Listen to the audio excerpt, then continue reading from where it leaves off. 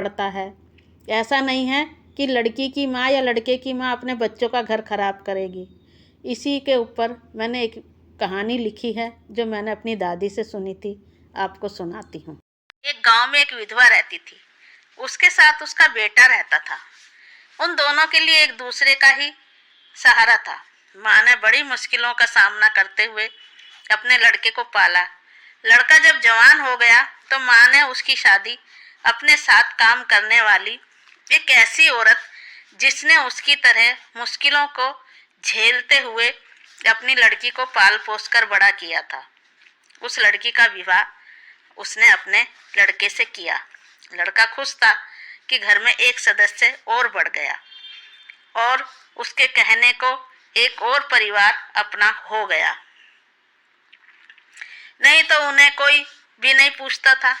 कुछ दिन तो बहू ने बहुत अच्छी तरह काटे, माँ को भी अच्छा लगने लगा। शायद भगवान ने तरस खाकर हमें घर में खुशी देखने को मिली है और खुशी देने वाली बहू दी है। उसने अपनी सहेली का भी धन्यवाद किया कि तुमने अपनी लड़की को अच्छे संस्कार दिए, जिनकी वजह से इसने हमारे घर को खुशियों से भर दिया। थोड़े दिन तो सब कुछ सही चलता रहा, मगर फिर घर में छोटी छोटी बातों पर कलेश होने लगा। अब माँ से काम भी नहीं होता था, इसलिए वह वहाँ घर पर ही रहती थी। एक दिन लड़का आया तो बहू ने उससे कहा, सारा दिन तेरी माँ खांस खांस कर मेरा दिमाग खराब करके रखती है, ना मैं चैन से 2 घड़ी आराम कर सकती हूँ और ना ही घर में बैठ सकती हूँ। लड़का बोला, मगर मैं अपनी माँ को कहाँ छोड़ कर आऊं, उसे तो इसी घर में रहना है। इस पर वह बोली, हमारे पीछे जो कोठरी है, तुम माँ को वहां पर छोड़ दो। दूर होने से मुझे खांसने की आवाज नहीं आएगी और वहां के शांत वातावरण में तुम्हारी माँ भी खुश रहेगी। लड़का ज्यादा क्लेश नहीं चाहता था, इसलिए वह अपनी माँ को वहां छोड़ आया। मगर अब लड़का अपनी माँ के पास ज्यादा वक्त बिताने लगा था, खाना भी वहीं बैठकर खाता था। यह समस्या ज्यादा बड़ी हो गई बहू के लिए। पहले तो कम से कम आते जाते ही माँ से हालचाल पूछ लेता था, मगर उसकी बीवी को यह बात पसंद नहीं थी, इसलिए उसने अपनी सास को पीछे बनी कोठरी में भेजा था, जिससे ना तो लड़का अपनी माँ को देखे और ना ही बात कर सके। अब क्या करूं? अब तो जितनी देर घर में होता है उतनी देर अपनी माँ के पास बैठा रहता है। बहू को यह तिकड़म बिठा रही थी कि कैसे उसकी माँ को इसकी नजरों से गिराया जाए, फिर यह अपनी माँ के पास नहीं जाएगा। एक दिन उसने अपने सिर में कपड़ा बांधा और जोर जोर से चिल्लाने लगी कि मुझे बड़ा दर्द हो रहा है सिर में। शाम के वक्त था। लड़का जैसे ही आया, अपनी माँ की कोठरी की तरफ जाने लगा, उसे घर के अंदर से हाय हाय की आवाजें आने लगी। यह सुनकर वह अंदर गया और जाके देखा उसकी बीवी दर्द से तड़प रही थी। और क्या हुआ, अचानक कैसे इतना भयंकर दर्द उठ रहा है? इस पर वह बोली, अचानक नहीं, थोड़ा थोड़ा रोज होता था, मगर आज ज्यादा है। इस पर लड़के ने कहा, ठीक है, चलो वैद्य जी के पास चलते हैं। यह बोली, मैंने वैद्य और हकीम दोनों को दिखाया है, मगर यह रोग उनकी समझ में नहीं आया। तो आज पड़ोसन मुझे किसी बाबा के पास लेकर गई थी। उसने जो उपाय बताया है वह तुम नहीं कर सकते, इसलिए मेरा मरना तय है। लड़का बोला, ऐसा क्या उपाय है जो मैं नहीं कर सकता? कुछ पता तो चले, तेरी जान से बढ़कर क्या हो सकता है? बहू बोली, तो ठीक है, सुनो, करना ना करना तुम्हारे हाथ में है, मैं कोई जबरदस्ती नहीं कर रही। उस फकीर बाबा ने कहा कि अगर तुम्हारी माँ को सिर मुंडवा कर और काला मुंह करके गधे पर उल्टा बिठाकर तुम्हारे सामने खड़ा कर दे तो तुम बिल्कुल ठीक हो जाओगी। इस पर लड़का बोला, बस इतनी सी बात, यह काम मैं अभी करता हूँ, तुम तैयार रहो मेरी माँ का यह रूप देखने को।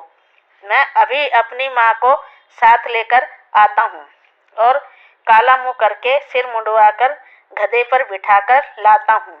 मेरी आवाज देने पर तुम बाहर आ जाना। वहां से सीधा अपने ससुराल पहुंचा और हाँफते हाँफते अपनी सास के सामने खड़ा हो गया।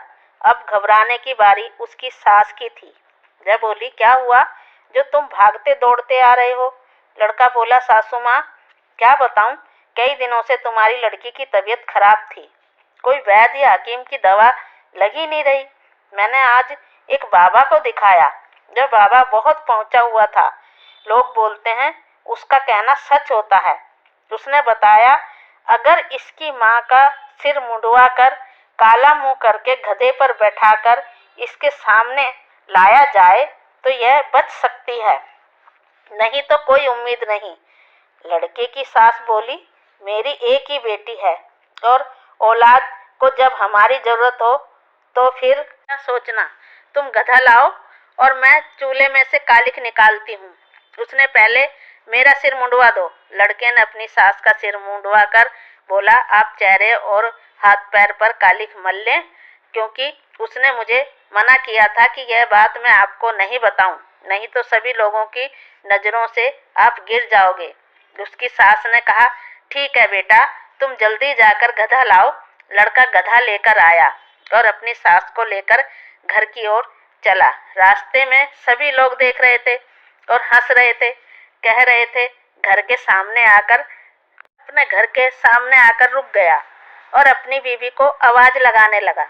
वह बड़ी खुशी के साथ बाहर आई और उसने देखा, मगर वह यह नहीं समझ पाई कि गधे पर कौन बैठा है।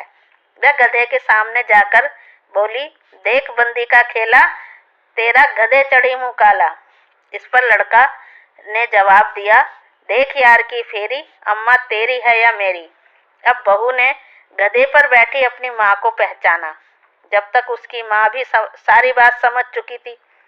वह गधे से उतरी और उसने अपनी लड़की से बोला, तूने मेरा सर शर्म से झुका दिया, सर के बाल तो वापस आ जाएंगे, पर तूने जो इन माँ बेटों का हाल कर रखा है, उससे तो मुझे तुझे अपनी औलाद कहने में भी शर्म आ रही है।